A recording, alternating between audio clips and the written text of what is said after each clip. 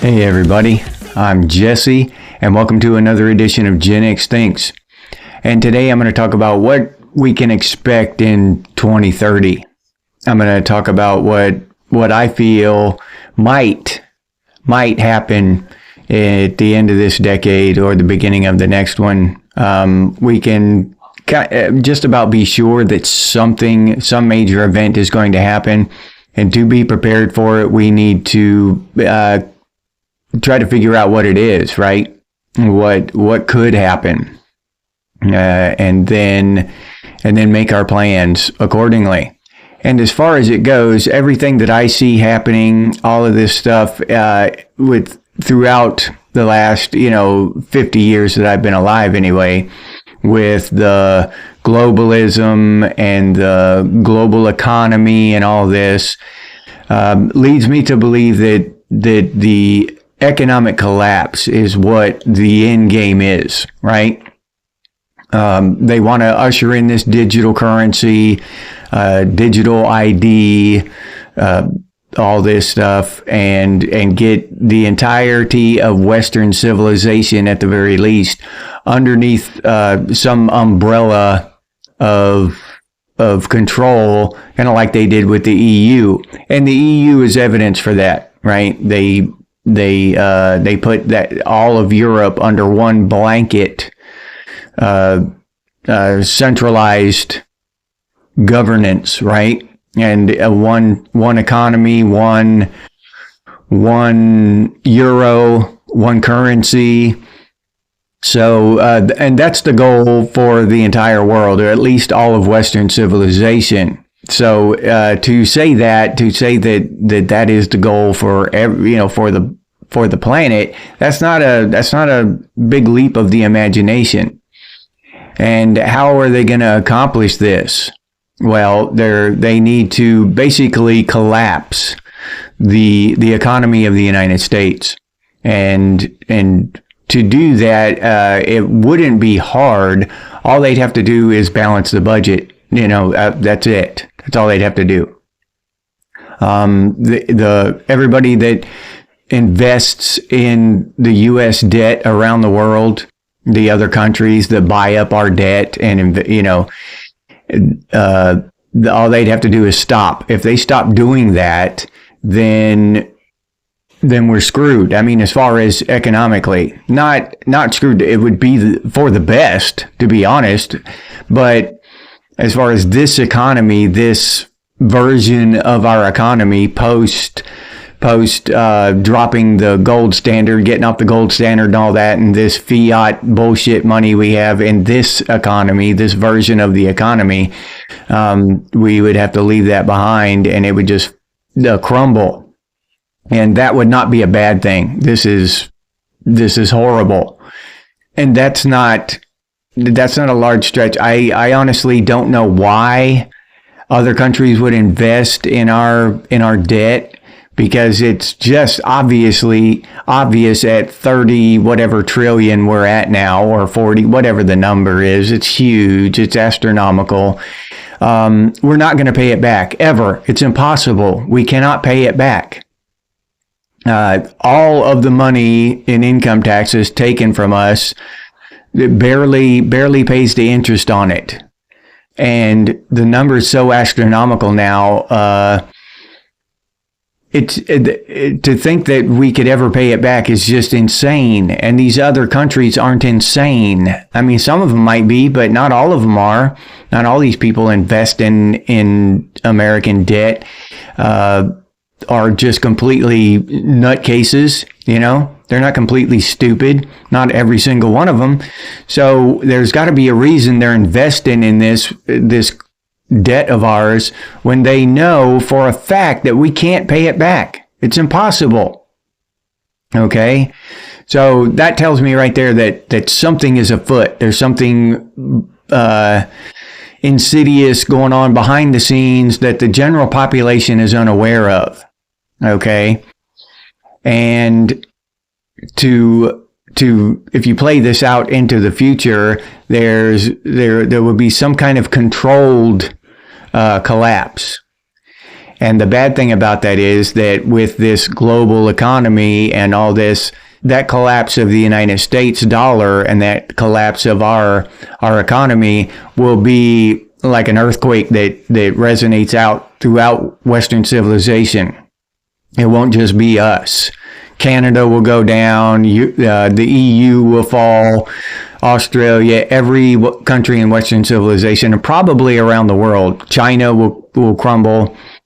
Now, all of the people who are in the know, right, all of the higher ups in the governments around the world, they're going to be investing in gold or Bitcoin or whatever the thing is that they already have set up as a safety net. Now, none of us know what that is because we're not privy to that information. Maybe it'll be Bitcoin. Maybe it'll be something digital. Maybe it will be just physical gold or silver or whatever, something like that. I've heard all of that kind of stuff talked about. And I'm not saying that in 2030 we're going to have a financial collapse. I'm not saying that. I'm just saying I believe that that's the most likely thing to happen, and it might be rolled up in a ball with a major war or another epidemic or pandemic, something like that. It could all, they could tie that into everything together.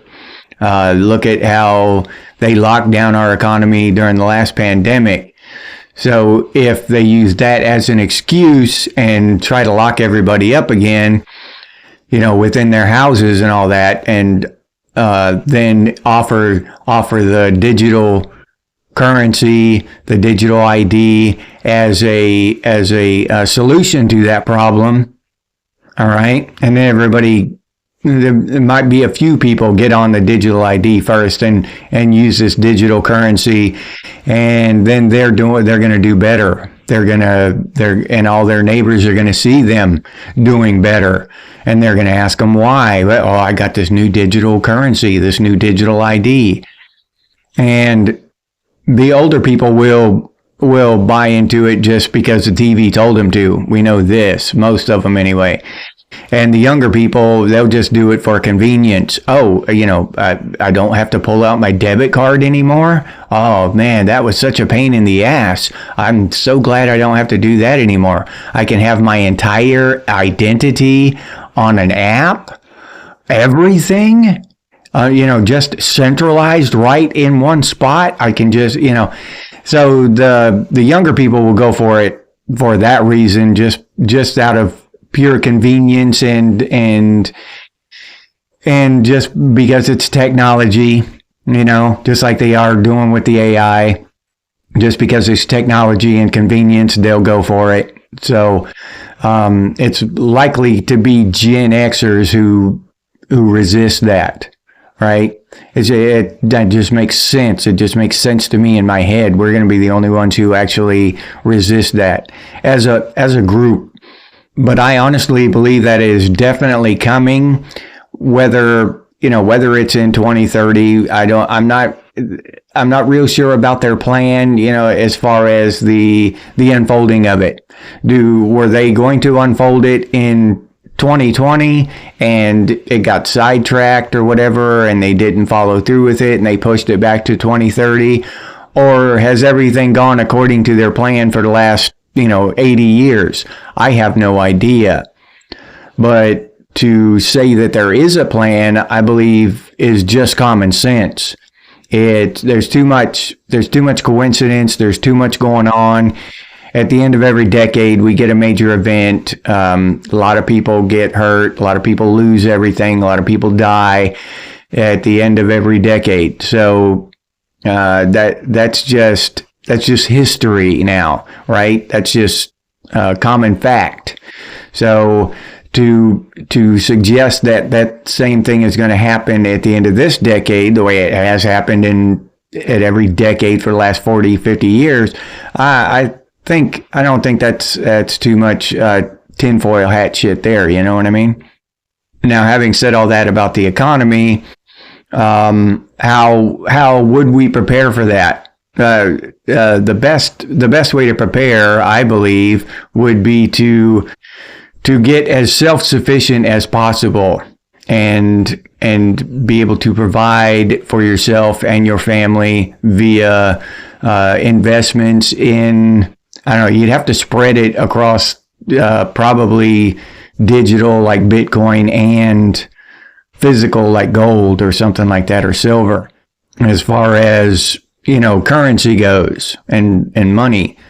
But setting yourself up for self-sufficiency, as in, with a garden and ways to feed yourself, that just makes sense. Because in the collapse, in an economic collapse like that, we can go back to the Great Depression. And there were people who lived like that, lived closer to the land, up in the hills, and they were poorer people. And a reporter went back there and interviewed some of these people back then, and they didn't even realize there was a depression. They had no idea, and they didn't consider themselves poor. They were just living close to the land, and that's how their parents had lived and their grandparents, and that was just normal to them. That was normal life. Now, for us in this digital age, to revert to that would be a lot tougher. We'd have, we'd lose a lot of normal everyday conveniences. But if the economy collapses, we're going to lose that anyway. You know what I mean? So I think that living closer to the land and closer to the actual food source, the actual source of water. I lived in a place one time in Washington State with the old hand pump well, and that, no economic collapse could stop you from getting water at that place. That kind of stuff would be invaluable in a depression type of situation, right? And if you had a garden and you'd been gardening and eating out of your garden for the last 5, 6, 10 years, then the collapse isn't really gonna affect you as much, not nearly as much as people who live from McDonald's and shit like that.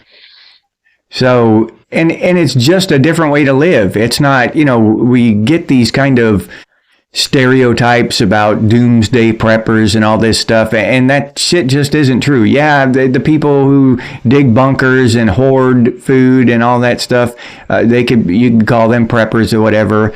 But if you just want to live closer to the land and gather food for yourself and raise food for yourself, that's just not that doomsday prepper thing like you see on TV. That's just living closer to the land. There's nothing wrong with that. That's just a different way to live, a healthier way to live, most likely a happier way to live, a more peaceful way to live, just all the way around. So if we have the means to do that, I think that would be one of the best ways to face whatever's coming. Another thing would be just learning while we have the opportunity now with online, with the internet and the ability to learn all this stuff online and do these different things. This is a good time to learn how to garden, how to raise crops, how to raise chickens, how to raise small animals, how to hunt, fish, just live closer to the land. There are a lot of good YouTube videos out there about that stuff, how to build fires, how to make charcoal, how to filter water. The list goes on and on. Okay. And so I think knowledge is probably one of the best ways to prepare for any kind of situation or emergency in the future. And we've had disasters like the hurricane last year and hurricanes last year that affected a lot of people. And those emergencies, where was it? North Carolina. And the people in North Carolina during that hurricane, I bet the ones who were prepared fared a lot better than the ones who were not. So it's not just about, an apocalyptic economic collapse or an apocalyptic event. It's just about emergencies, hurricanes, earthquakes, floods, natural disasters. Also warrant some preparation. It's not just doomsday prep and shit. It's just survival during emergency situations as well. So this kind of knowledge that we can gain right now in the age of information, I believe that's probably one of the best things you can do for yourself and your family. And I'll leave you there with that. If you enjoyed this episode, please like, subscribe, and comment. If you'd like to support the channel by becoming a member, I'll leave that link down in the description, or you can head over to the channel page and become a member that way. If you'd like to support the channel directly, you can do so by clicking on that super thanks button down there. Or you can head over to Buy Me a Coffee and buy me a cup of coffee. I appreciate those of you who do that. Thank you very much. It means a lot. If you're interested in Gen X gear, we got some pretty cool stuff over there at Redbubble. Gen X Thinks and Gen X branded stuff, t-shirts, coffee mugs, stickers, all kinds of cool stuff. But I'll leave that link down in the description for any of you who are interested. If you can't or don't want to support the channel in any of those ways, you can always do so by sharing these videos on your social media. That helps out one hell of a lot, so thank you very much to those of you who do that. And if you have any ideas for future episodes of Gen X Thinks, please put those down in the comments. Or you can email us, and the email is genxthinks@gmail.com. And as always, stay frosty, Gen X, and I'll see you on the next one.